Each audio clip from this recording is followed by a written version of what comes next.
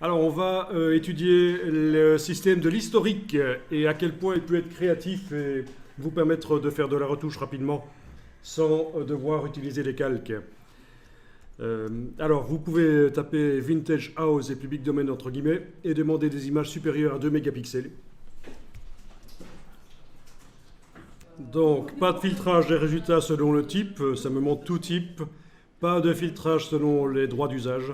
Donc juste taper ceci et demander supérieur à 2 mégapixels. Bien, on va aller chercher quelques images ici pour faire des tests. Donc je vais commencer par cette superbe image, voir un peu si j'arrive à l'attraper. Oui, de cette superbe bestiole qui a l'air d'être en forme olympique. Comment ça, vous n'aimez pas? Mais avec une bonne sauce, tout est bon. Bah, elle est déjà pas séchée. Ah oui, mais non, si, la viande séchée, ça existe. Hein. Ensuite, je vais essayer celle-ci. Oui, c'est pas mal ça. Et une dernière. Oh, ben, on va essayer l'opéra de Sydney. Voilà. Bon, ça nous fait 3 images. Non, pas l'opéra de Sydney. De Sydney. Non, enfin oui, il y a une salle connue à Sydney, mais... Bon, finalement, la bestiole ici, c'est quand même pourri comme résultat, je ne vais pas la prendre. Ah. Ben non, je ne la prends pas parce que la qualité est trop mauvaise. Et... Voilà. En tout cas, voilà, prenez des images où il y a quand même pas mal de choses à voir.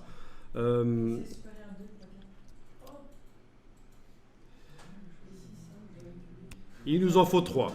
Donc, ne prenez pas des images minimalistes, il faut qu'il y ait quand même une scène avec des choses dedans. Et je vais mettre ça dans un dossier que je vais appeler historique dans Photoshop.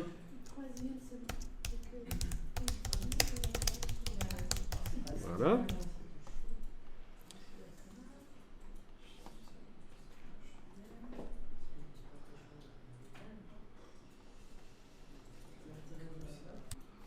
Oui, alors vous prenez les images que vous voulez, du moment qu'elles ne sont pas déjà traitées, évidemment. On ne prend pas des images qui ont déjà subi un traitement. Il vaut mieux prendre des images qui sont brutes au niveau du traitement. Il n'y a pas de traitement dessus. C'est mieux. Voilà, et je vais pouvoir commencer à en ouvrir une dans Photoshop.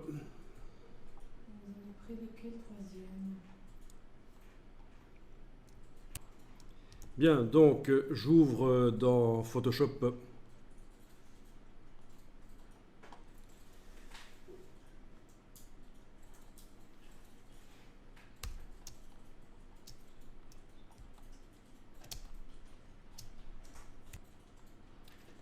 Voilà, et on va faire apparaître la palette historique.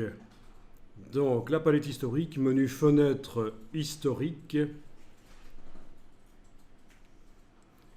Et vous pouvez l'agrandir par sa petite case en bas à droite. C'est important qu'elle soit bien grande.